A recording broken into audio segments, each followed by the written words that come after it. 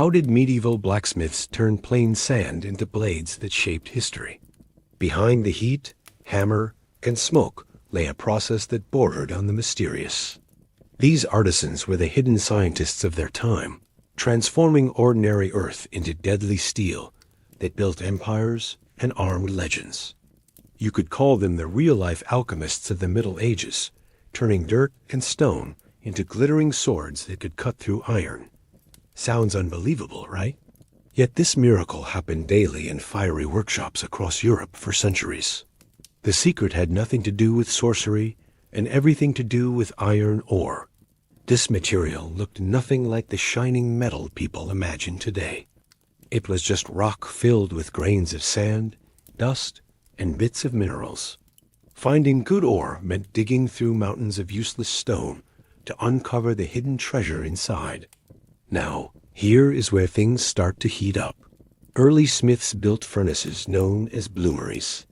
These fiery chambers burned charcoal at temperatures that would make any modern oven blush.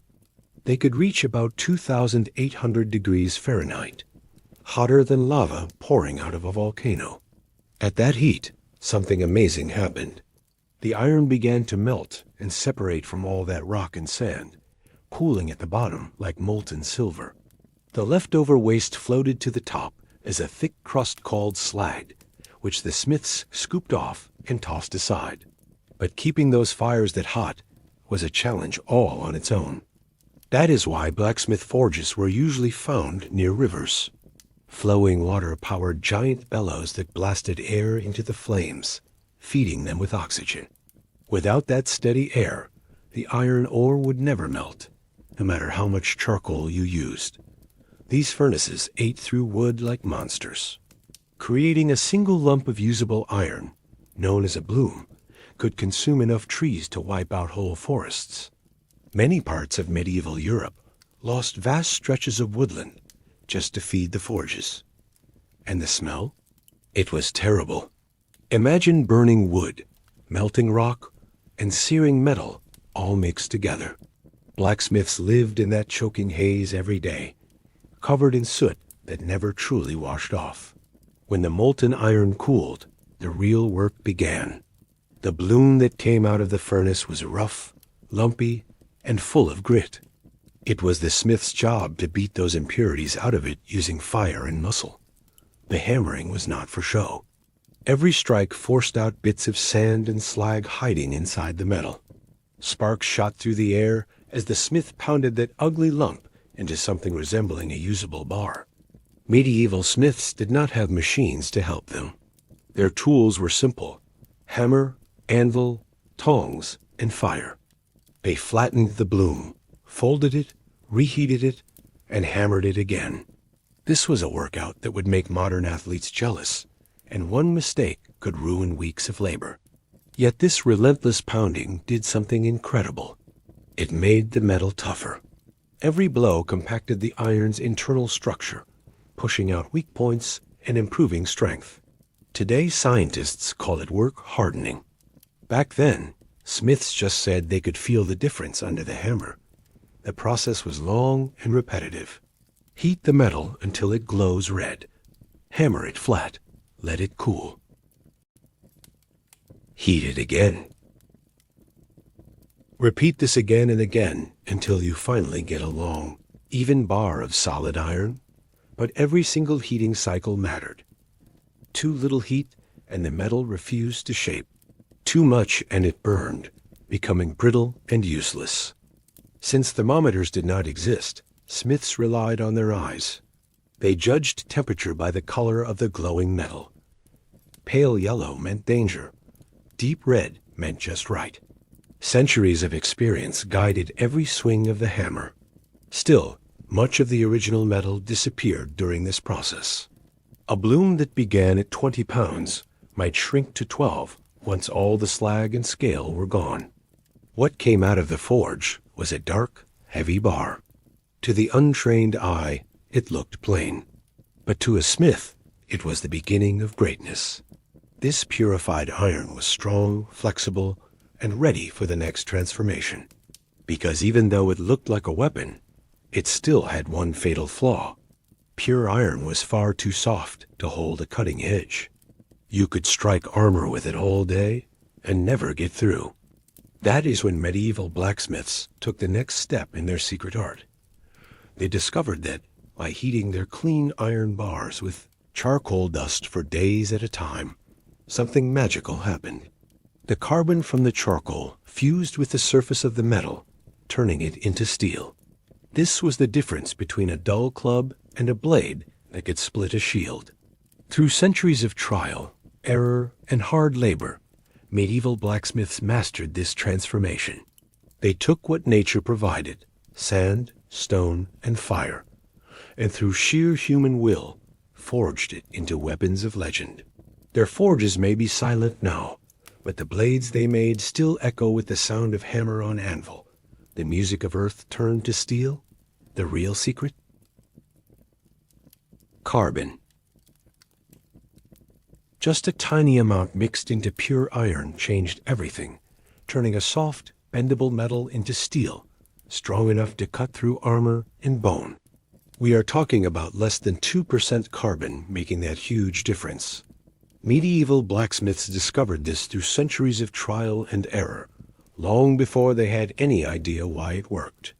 The method they used was called carburizing, and it demanded patience, precision, and endurance. To begin, the blacksmith packed bars of iron tightly in powdered charcoal, sealing everything inside clay containers. These bundles went straight into blazing furnaces for several days, sometimes even a full week. Inside, the carbon from the charcoal slowly seeped into the iron, bit by bit. How did they know when the process was complete? That is where things got clever. Smiths would strike the glowing metal with a hammer and study the sparks. The pattern of the sparks told them how much carbon had soaked in. More carbon meant brighter, sharper sparks flying off the anvil. An experienced craftsman could literally read the steel by the way it glittered in the firelight. Too few sparks meant the metal was still weak. Too many, and the steel became too brittle to trust in battle. Getting that balance right was everything. Too little carbon, and the sword would bend like soft copper. Too much, and it could shatter in the middle of combat. The trick was to hit that perfect middle ground where the blade was both sharp and flexible. It took generations of learning and practice to find that balance. Different regions had their own carburizing secrets. Some added bone dust to the charcoal mix. Others used horn shavings, or even dried animal blood. Each workshop had its own recipe, guarded like treasure and passed down from master to apprentice. The process itself was slow and almost alive, like the metal was breathing in carbon while it baked in the forge. One mistake in timing or temperature could destroy weeks of labor, which is why true swordsmiths were so respected. Once the carbon had soaked deep into the iron, the smith finally held real steel, the foundation of all great medieval blades. But that was just the start. The greatest weapons of the age required another level of craftsmanship entirely, one that mixed art, science, and madness in equal measure. Some smiths went beyond plain steel and created something called pattern welding. This was not simple forging. It was a masterpiece in motion. Instead of shaping one single bar, they took several bars of different metals, some high in carbon, others softer and more flexible, and twisted them together like strands of rope. After twisting, the smith hammered the bundle flat, folded it, and twisted it again, then repeated the process over and over, sometimes dozens of times. The Vikings were known for this method, and their blades became symbols of pride and power. In the East, Damascus steel makers used similar methods, producing swords so beautiful and deadly that European knights would trade entire fortunes to own one. Why go through all that pain? Because the mixture of metals offered both hardness and flexibility. The tough steel gave the edge its sharp bite, while the softer layers allowed the blade to bend without breaking. It was the perfect combination of strength and resilience. When polished, the welded layers revealed mesmerizing wave-like patterns across the surface, as if the metal itself flowed like water. These shimmering lines were not just decoration. They were proof of the smith's skill. Warriors believed the patterns held spiritual power, and honestly, seeing one in the sunlight, you could understand why. It looked almost alive. Still, pattern welding was grueling work. It took years to master and months to complete a single sword. One mistake could create invisible weak points that might fail at the worst possible time. The forges had to stay at steady, precise heat throughout, and keeping all those layers aligned required more focus than most people could handle. Only the best of the best dared attempt it. Those who succeeded became legends, known across kingdoms for their blades. But even a perfectly patterned piece of steel was useless until it became a sword. Turning that heavy bar into a balanced weapon was a test of patience and precision. After days of carburizing and twisting, the moment of truth arrived. The glowing metal needed to be drawn out into its final shape, and every hammer strike counted. The forge became a place of surgical focus. The bar, heated until it glowed orange, lay across the anvil while the smith calculated each blow. Heavy hammers were used first to stretch and thin the steel, but too much force could ruin it. Smaller hammers shaped the finer edges and details. It was a dance of rhythm and timing. If the metal cooled too quickly, it became stubborn and cracked. If it got too hot, it burned and lost its strength. The sword slowly took form, stretching from a short chunk of metal into a deadly 3-foot weapon. Every swing of the hammer had purpose. The smith shaped not only the blade, but also the tang, the part that fit into the handle. That hidden piece had to be solid enough to handle every strike in battle. Too thin, and the sword would break. Too thick, and it would throw off balance. By the time a swordsmith finished this stage, weeks or months of labor had already gone into the blade. Yet the weapon was still not ready. Ahead lay polishing, sharpening, and the most nerve-wracking moment of all, quenching, when the metal would be plunged into oil or water to harden it. But that is a story for another forge, another night, and another fire still burning somewhere in history. If the blade was made too thick, it became clumsy and unbalanced. Too thin, and it might fly off mid-fight, striking someone you never meant to hurt. Shaping the point required a precise skill called drawing down. The smith had to taper the steel slowly, keeping the spine strong while crafting a razor-sharp tip. Medieval fighters needed sword points that could pierce chainmail, so the blade's shape had to be absolutely perfect. Every few minutes, the glowing steel went back into the fire. Metal cools quickly, and once it gets cold, it refuses to move under the hammer. It just cracks apart. Skilled smiths could read the temperature by color alone. Bright orange meant it was ready to shape. Dark red meant reheat now. Gray meant disaster. Keeping the blade straight was another major challenge. Long blades loved to twist or warp as they cooled. To prevent that, smiths used special hammering patterns and adjusted the angle of their anvils to fight against the metal's natural pull. A warped sword was a costly failure. The entire process demanded tremendous strength and focus. Their arms throbbed from endless hammering, eyes strained to read heat in dim light, and backs burned from hours hunched over the forge. Many apprentices quit once they realized that sword making was more grueling than glorious. But when that final hammer strike landed and the blade cooled perfectly straight, something almost sacred happened. What began as raw earth had become a weapon fit for royalty. Yet even after all that work, the sword was far from ready. At this point, it was little better than a dull toy. The true transformation came next, and this step separated masters from beginners who ended up with piles of broken metal. The blacksmith reheated the blade again, but this time he had to watch every flicker of color. He waited for the exact moment the metal stopped being magnetic and glowed a rich orange. Not red, not yellow, orange. 1 second too soon or too late, and weeks of labor went up in smoke. Then came the quench. The smith seized the glowing blade with tongs and plunged it straight into water or oil. The explosion of steam and hissing was deafening, like an angry beast roaring inside the forge.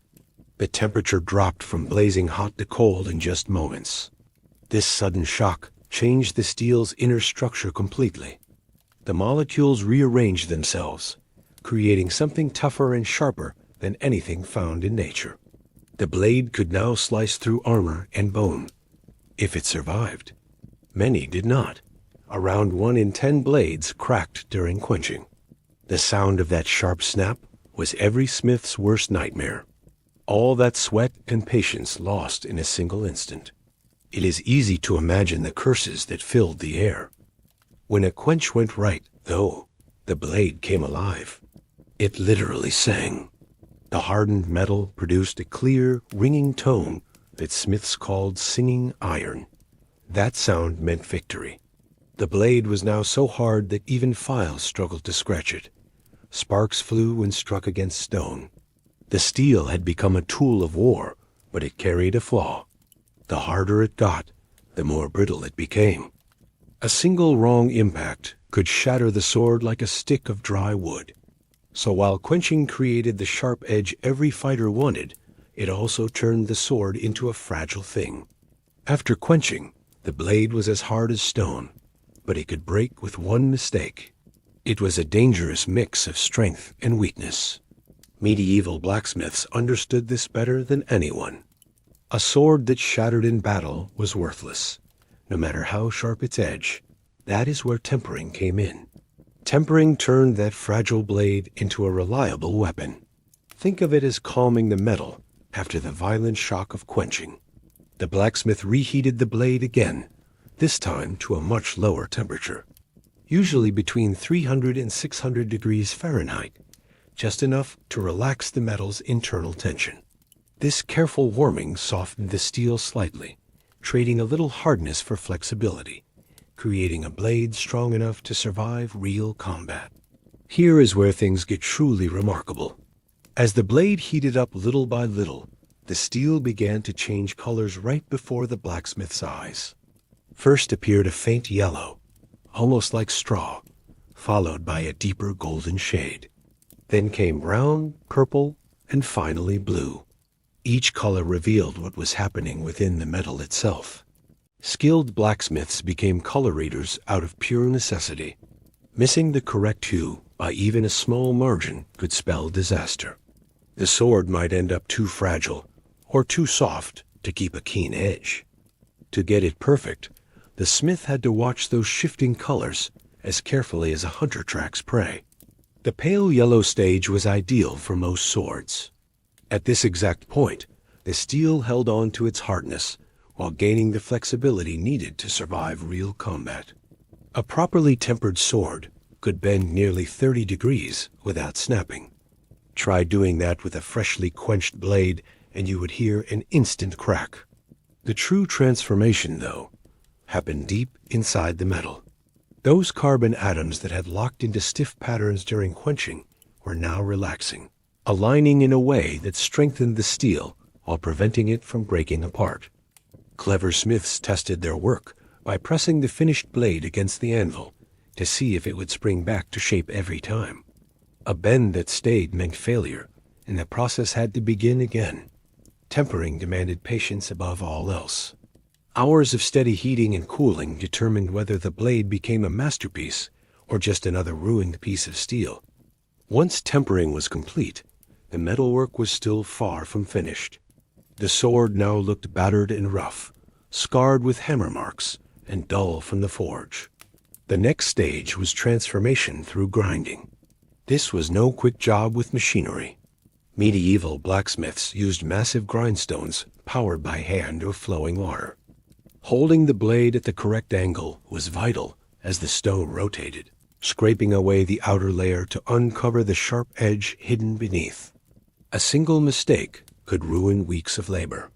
Every glowing spark that flew from the blade was a reminder that each spark was tiny bits of steel being lost forever. But the grinding also revealed the sword's hidden beauty. The layered steel from the folding and welding process began to show itself in breathtaking patterns. Damascus steel shimmered like rippling water turned solid. Viking blades displayed twisting, snake-like lines that seemed to move when caught by the light. It is easy to understand why warriors believed these swords held otherworldly powers. After grinding came the hilt assembly, which was both artistic and practical. The tongue, the part of the blade inserted into the handle, was wrapped in leather or wire for grip. Wooden pieces were carefully shaped and attached around it. The crossguard was added to protect the user's hand from sliding onto the edge during a strike, preventing a deadly mistake. The pommel came last, a heavy metal piece fitted at the sword's base. It did more than look impressive. Its weight balanced the entire blade, giving the illusion that it was lighter than it actually was. A perfect marriage of art and engineering. The final stage was polishing, and it demanded just as much time as forging. Using progressively finer abrasives, smiths worked the surface until it shone like glass. Every scratch, every tiny mark had to disappear. The goal was to create a mirror finish, so bright that opponents could see their own faces in it before the end came. Some smiths pressed their personal stamp near the base of the blade, marking their creation for all time. It was a wise decision, as many of these swords survived far longer than the hands that crafted them. From raw stone and sand to gleaming steel, the journey was complete.